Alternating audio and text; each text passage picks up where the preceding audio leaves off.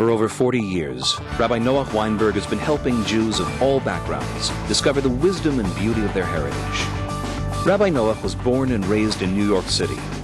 He studied at Johns Hopkins and Loyola Universities and received his rabbinical ordination at the Ner Yisrael Rabbinical College in Baltimore. Today, he resides with his Rebbitzin in the heart of Jerusalem. With his trademark warmth, wisdom, and love for all people, Rabbi Noach has become everyone's rabbi, touching the hearts of Jews from all walks of life across the globe.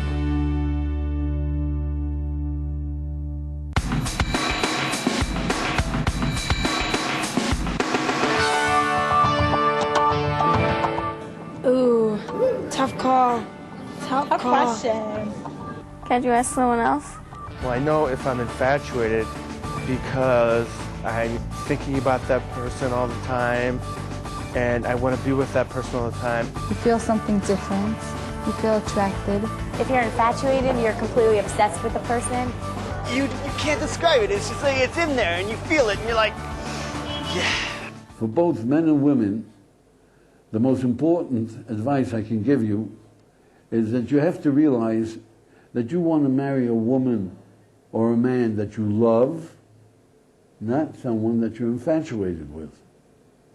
And you want your partner to be in love with you, not infatuated. So you got to know the difference between love and infatuation. And in our generation, there's a lot of confusion. Yeah. So you've heard that love is blind. That's a lie. That's a lie. Love has got a magnifying glass for every little fault. You know how I can show it to you? Check it out. Who loves you most in this world, if not your parents? Who sees your faults better than anyone else? Yeah? So love is not blind. You know what's blind? Infatuation is blind. So there's one little test, you see, and I tell it to everybody, all of my students. I tell them, listen, if you ever meet the perfect girl, she is gorgeous, she's sweet, she's gracious, she's kind, she's intelligent, she's aristocratic. She is the perfect girl. Run for your life. You're infatuated. And young lady, if you ever meet the perfect guy, he's intelligent, he's handsome, he's courteous, he's sensitive, he's the perfect guy. Run for your life. You're infatuated. There's no such creature. There's no beauty, there's no perfect girl, there's no perfect man. If you get in a fight with them, do you look at what's good about them or you just focus on what's bad about them when you're in the fight? After being married for 50 years, you will know. If it's physical pleasure you're going after, then you know it's just you're infatuated. If it's after the greater goal, you know it's real love. My piece of advice to all my young people is never marry anyone before you count at least 5 faults. Yeah? If you don't see the faults, don't marry them. Don't discover the faults after you get married. So count 5 faults and count 25 virtues. Yeah? Then, when you decide to get married, at the wedding, tear up the faults and stick with the virtues. Every Friday, before Shabbat, put another virtue on your list. For your wife, for your husband. Put another virtue. By the end of the year, 52 more virtues, and there's always more that you haven't seen. Then pick out 5 of the most impressive and tell your loved one, you know, I thought I was marrying a wonderful girl, and now I realize how wonderful you really are. Oh boy, what a line. Try it.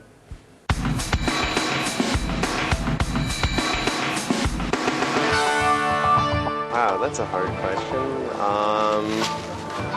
I don't know.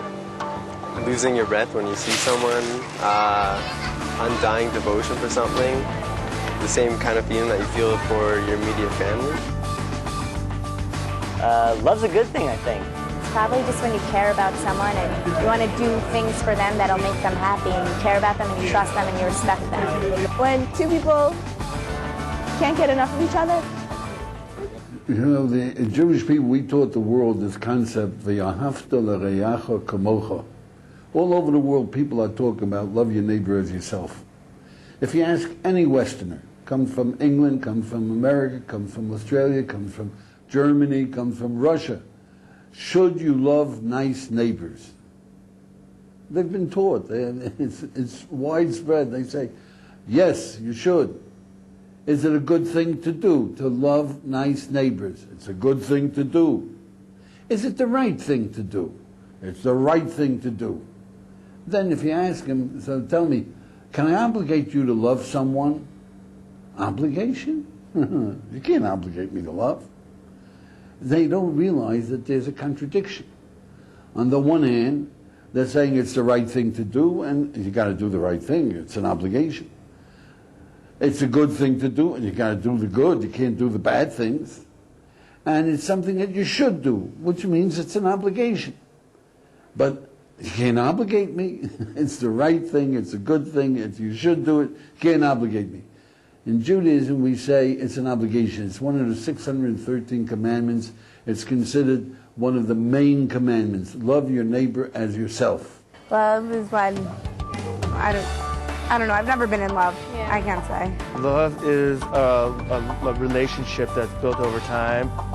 Love is giving up yourself to others. Love is an industry. Love is a poem. Love is an ocean. Love is a universe. I suggest you consider, if you had 2 kids, you might have 2 kids, maybe 4, maybe 5. Yeah, but if you have 2 kids, is it possible that one day one of them is going to say, I hate my sister, I hate my brother? And what are you going to say? Well, it happens.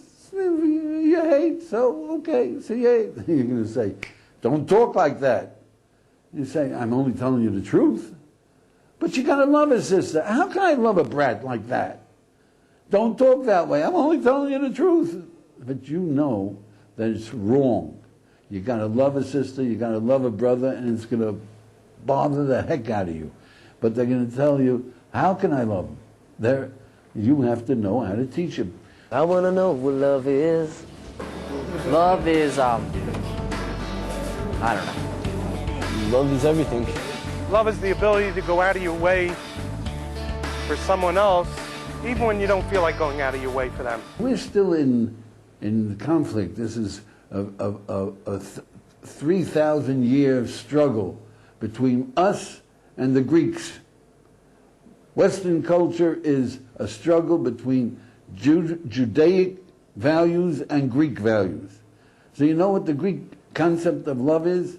People don't even realize that they're being brainwashed, but it's there. All the time, it's beating on your head, and it makes an impression. So what's the Greek concept of love? You see this young man is looking at this young lady, and this guy Cupid, he flits by, the little guy with the wings, yeah? And he has a bow and arrow, and he hits you. You're in love. You're in love. You're in love. If you're for it, you're in love. So what do? You get married. You have a couple of kids. You got a lot of debt. You got 2 cars. You're working late at night with your secretary. This bum Cupid sneaks up and he shoots you again. Now you're in love with the secretary. You come home and you say, what can I do, honey? I fell in love. In Judaism we say, no such thing. Love is an obligation. And the Greeks say love is Cupid. So now you tell me, how in the world can you obligate me to find? I don't even know where the guy lives. And I don't know what he takes. So how can it? Now, you have to check it out. Who do you believe? The Greeks or our forefathers? Yeah? Love is sharing, caring. Love is something you can't explain. If you love someone, then you feel it and you know. First thing, in order to know how to love, you're going to have a definition. You say, what do you mean a definition? A Cupid's arrow, what do you define? Yeah, it's an obligation. In order to fulfill an obligation, you have to have a what. What is it you got to do? How do you do something if you don't know what you got to do? So, check it out. You know that there's a definition. How do you know that there's a definition? My friend, do you love your father? Yes, I do. Do you love your mother? Yes, I do. Do you love your sister? Yes, I do. Do you love your brother? Yes, I do. Do you love the mechanic that ripped you off? No, I don't. Do you love the banker who charges you for transactions you haven't even begun? No, I don't. Well, do you bafufstik your father? Bafufstik, what's that? B-A-F-O-O-F-S-T-O-C-K. I don't know what you're talking about. Well, just tell me, do you or don't you? I can't tell you, I don't know what you're talking about. But you told me you love your father. That means you have a concept. You know what I'm talking about. Love is when you have a trusting relationship with someone else. Love is an English muffin on a rainy Sunday morning. It's that feeling of supreme pleasure. So let us tell you the Jewish definition of love, and you check it out whether that's what you mean. The Jewish definition of love is, it's an emotion. You all agree it's an emotion, it's a feeling. It's an emotion of pleasure. When you look at your kids, you look at the people you love, it can bring pain, but it's an emotion basically of pleasure. It's the greatest pleasure we have, it's our children. We get married because we're in love, it's a pleasure. So it's an emotion of pleasure that we human beings have when we see. See means appreciate, understand, perceive. A virtue. Virtue is anything gorgeous, strong, meaningful in another human being, and we identify that human being with his virtue. So the easiest love of all is children. So you ask a guy, why do you love your children? He'll give you everything in the sun. He's intelligent, he's full of life, he's mischievous, he's got a sense of humor, everything under the sun. You say, well, isn't it true that his nose is always running? Come on, what's the matter with you? That's the way you judge a kid? We'll have him cauterized. I mean, he'll grow out of it. Well, isn't it true that he's a spoiled little brat? You can't say, I love him, the spoiled brat, I love him. You can't say, I love a fault. You say, he's only young, we spoiled him. You excuse his fault and you focus on his virtue. When you hate someone, you focus on his faults. Why do you hate that guy? Well, he's a double-crossing, he's a selfish boor, he's a dishonest liar, cheat. Well, isn't it true that the guy is good-looking? He's always, so well-dressed and so presentable. So what? And that means it's okay to be a cheat and a liar and a... Well, isn't it true that he's always ready to do a favor? I'm telling you, the guy's always ready to do a favor. You can't say, yeah, I hate him. He's always ready to do a favor. You say he's only doing the favor to get the knife into your back. Yeah? You can't hate virtue. You can only hate faults. You can't love faults. You can only love virtue. So if you know this, then the art of love is to see and discern and appreciate virtues in all humanity, because everybody's full of virtues. Human beings are gorgeous. You just got to find out how to see it and appreciate it.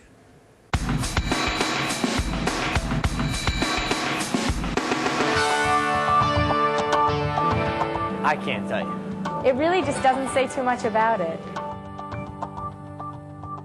Torah's view of sex is good in a marital relationship.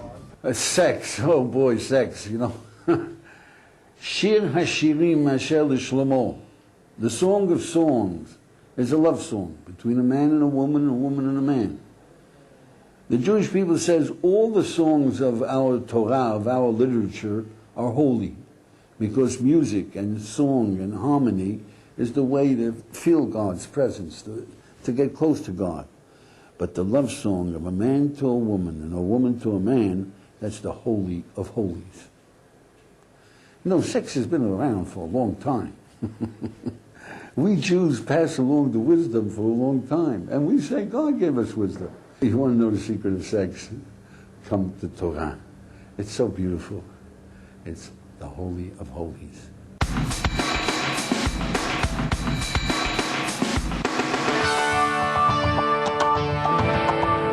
I really don't know. That's a strange question to ask. That's a hard question for me. The Western man stands on the street corner and he watches women going by. What the heck you doing? It's like going to a bakery and looking at, wow, that piece of cake. Women don't do that. They have more sense. They know sex is for marriage.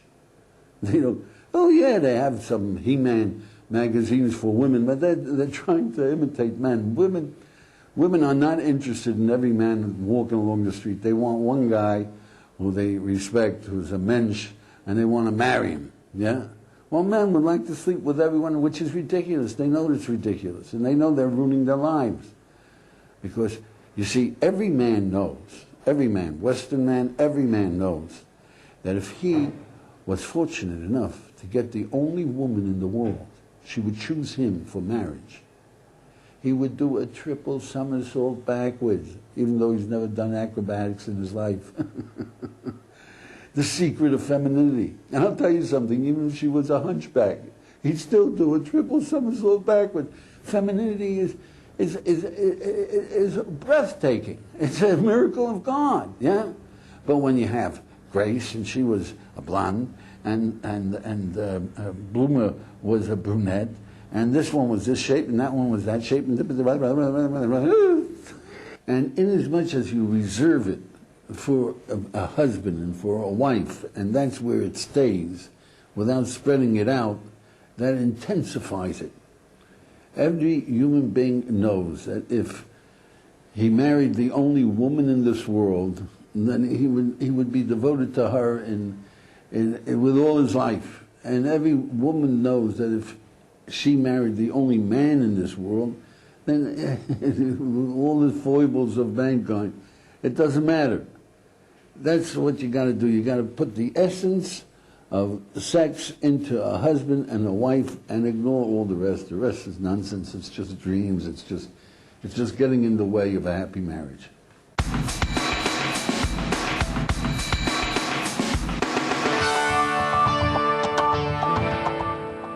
Not beauty. No, yes, beauty. No beauty.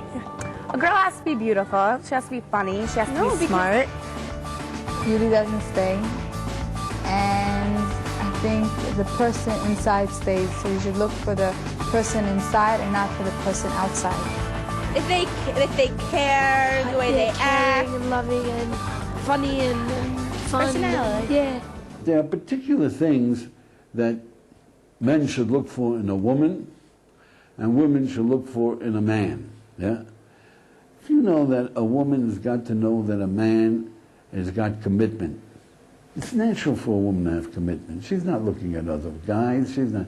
It's just a natural thing. Women don't stand on the street watching the men go by. Yeah? They pick a mate and they stick to him.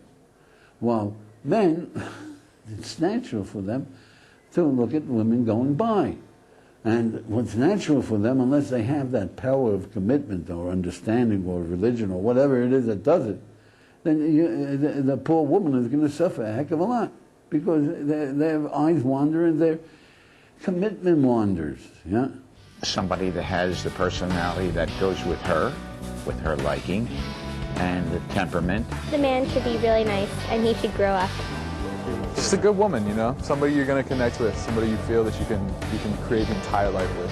He should have a certain amount of joy in her presence that he doesn't have when he is with anyone else. Women need sensitivity in a man, yeah? A man doesn't need that much sensitivity in a woman, but at the same time, he needs encouragement. If he doesn't, he'll do anything for his wife, but he needs encouragement, he needs appreciation. Not as much sensitivity. A woman wants to know that a man empathizes with her. A man doesn't want to know whether his wife empathizes, but he wants to know that she appreciates him. So there's different aspects. The more you know about the nature of man and the nature of woman and the nature of marriage, yeah, the better off your choice will be. I mean, the more intelligently you can make a choice. Someone that could bring up a family. You want to share your life, so you share it with someone you love. And you want to have kids. Kids, family. You want kids to annoy you just like you annoyed your parents. I guess someone that can make them laugh, who they could have a good time with, who they trust, who they could grow from intellectually and spiritually and every other way possible. Pretty. Family likes her, because if the family doesn't like her, it's a big problem. Good mother. If you want the pleasure of having children, when you're looking for a wife, you have to find out whether she's interested in having children, yeah? And if you're a lady and you want to get a husband and you want the pleasure of having children, you've got to find out whether he wants children. You know, today you can't take it for granted. You're going to find out where these people are living. What do they want out of life? And you've got to find out if it's the same thing that you want out of life. Because if he's a gambler and he wants to travel the racetrack circuit.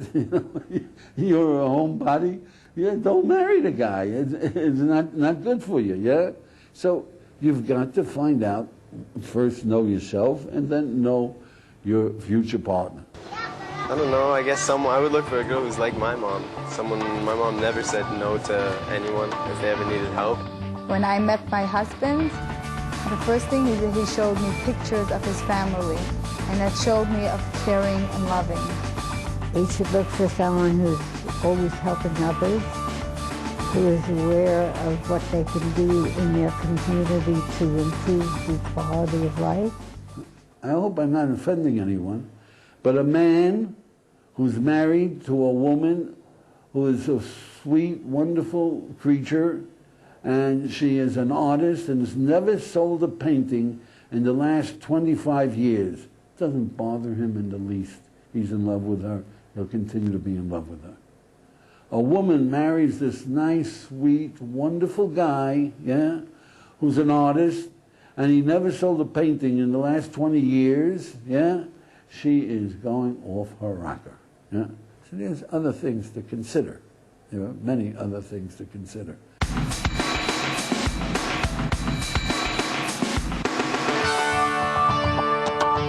Relax. The wife's the boss. Yes, you're gonna lose. Learn how to swallow your pride. Be honest with the person and treat them well, and then everything will be good. Learn how to say I'm sorry, you're always right, and give lots of flowers and candy. Jewelry. Candy. Jewelry. It's common sense, common knowledge, that you know what's wrong with men? You know what's wrong with men? They don't understand women. I think everybody understands that, right? You know what's wrong with women? They think they understand men. So the advice we give them is learn about what is the problems that men and women face in marriage, in understanding each other, in communication. Learn before you get married, rather than come home with a broken head and say, you know, we got to go to a marriage counselor.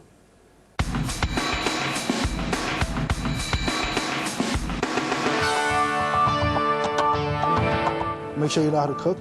Make sure your makeup doesn't run. It's waterproof. Just know what you're doing, you know what you're getting into. Make your husband your best friend. Check into his family. Know his father and his brother as well. Just be careful what you wish for. Women think they understand men, but they're a different creature, completely different creature. One of the ways I show women that men are a different creature, completely different, is that we teach a class on being good. Everybody wants to be good. We want to be all good. We want to be perfect. And I say to 100 men, who in this room will confess that in the innermost recesses of his heart, secretly, he desires to be the Messiah himself? 100 hands go up. 100 guys, 100 hands. Sometimes the last guy picks up his hand, he says, thank God, thank God. And everybody looks at him, what's with you? He says, I thought I was crazy. Sometimes people don't lift their hands and they say, what's with you? You don't want to be the Messiah? Ah, I gave it up long ago. Well, people aren't worth the trouble. But everybody wants to be the Messiah. If there's a woman, or 10 women, or 20 women in that class, they look horrified. They look at these guys and they say, they're crazy. In their mind, they want to be the Messiah. Yeah. You got to understand those creatures. That's what they want to be. You got to figure it out. How do you deal with a guy who wants to be the Messiah? Be true to yourself and the person that you're getting married to. Try to be happy. The more you give, the more you get. If you have any questions or any comments, anything at all, we're interested. Please call.